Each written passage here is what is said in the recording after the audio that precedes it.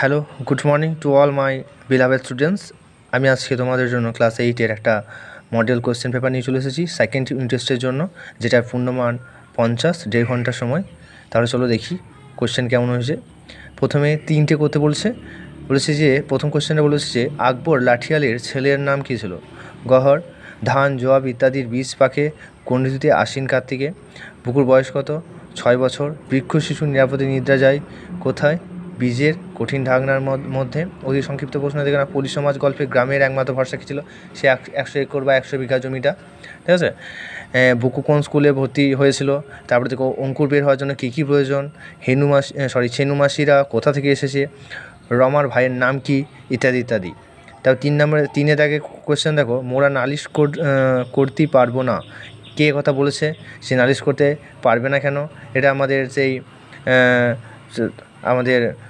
সেই রমেশ, তারপরে রমা, ঠিক আছে, ওই গল্পটা রয়েছে, ওই গল্প থেকে নেওয়া হয়েছে।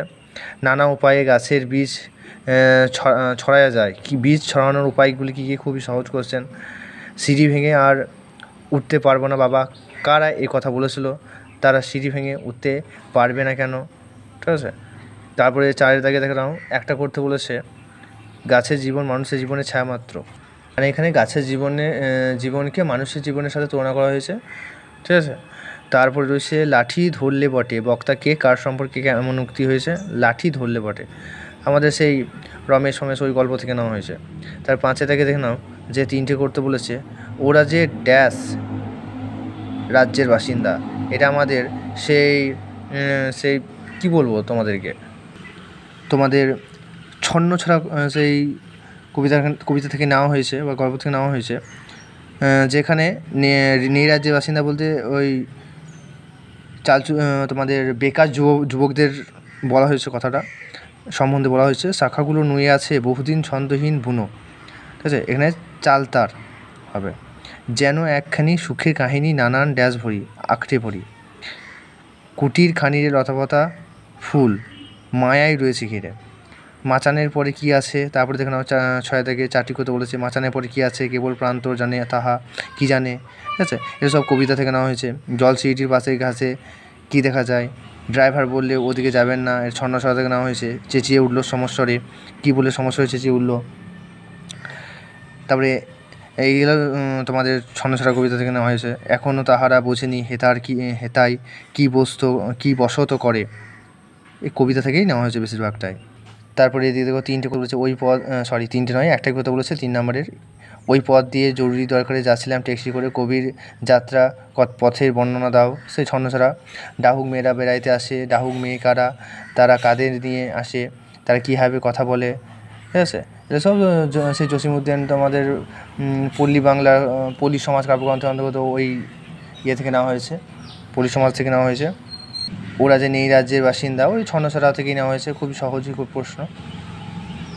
তারপর হচ্ছে 8 থেকে নাও, একটা কথা বলেছে, গয়া নদীর তীরে কবিতায় সৌন্দর্যে মোরা কুটিরটির সংক্ষিপ্ত বিবরণ দেওয়া হয়েছে, কুটিরটার সম্বন্ধে বলতে বলেছে।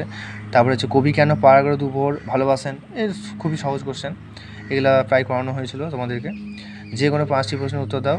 9 দাগের হয়েছে, অপু কোথায় কড়ি খেলতে গিয়েছিল? অপু মুচকুন্দ চাপা ফুল কোথায় রাখতো? চড়ুই ভাতিতে কী কী রান্না হবে ঠিক হয়েছিল? আমাদের বনভোজনের থেকে নেওয়া হয়েছে। টুনির মা কী খুঁজছিল? বনভোজন নয়, এটা আমাদের সে অপুর গল্প থেকে নেওয়া হয়েছে। আমাদের পথের পাঁচালী, অপু কাকে শকুনের ডিম এনে দিয়েছিল? তারপরে পুজো আসতে আর কতদিন বাকি ছিল? রেলগাড়ির খেলায় অপু টিকিটের জন্য কী ব্যবস্থা করেছিল?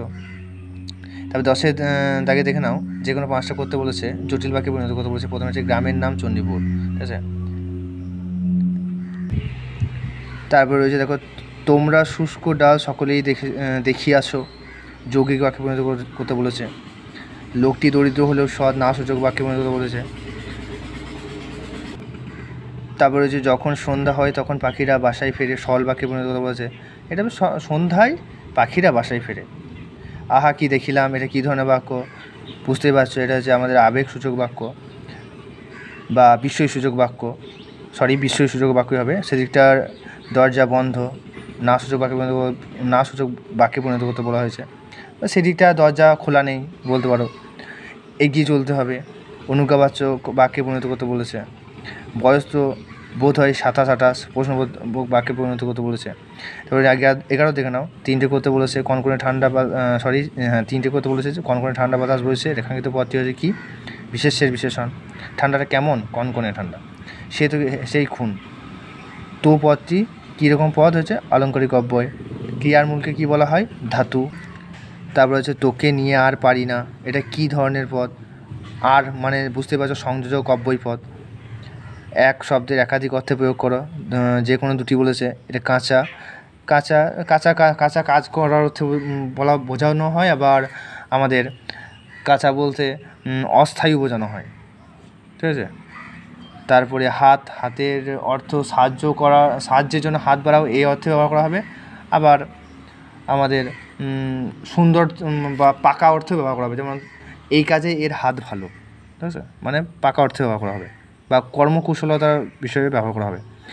তারপরে দেখে দাও, এখানে একটা তোমাকে মানে চিঠি লিখতে বলেছে, দুটোর মধ্যে একটা, তোমার বিদ্যালয়ের রবীন্দ্র জয়ন্তী অনুষ্ঠান সম্পর্কে সংক্ষেপে জানিয়ে বন্ধুকে একটা চিঠি লেখো। আর বিদ্যালয়ে খেলার মাঠ প্রায়শ আবর্জনায় ভরে যায়, মাঠ নিয়মিত পরিষ্কারের আবেদন জানিয়ে বিদ্যালয়ের প্রধান শিক্ষকের নিকট পত্র লেখো।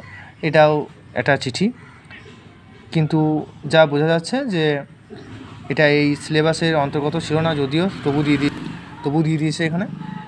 আমাদের সিলেবাসের অন্তর্গত ছিল যে সংবাদপত্রের সম্পাদকের চিঠি, কিন্তু এখানে স্কুলের মাস্টারকে দিয়েছে, তবু আশা করি পেরে যাবে। তো মোটামুটি ভালোই আছে এই প্রশ্নপত্রটা, আমাদের এই 13 দাগের আমাদের চিঠি বাদ দিয়ে। তো তোমাদের এটা কেমন লাগলো সেটা তোমরা কমেন্টে জানাবে। Bye bye.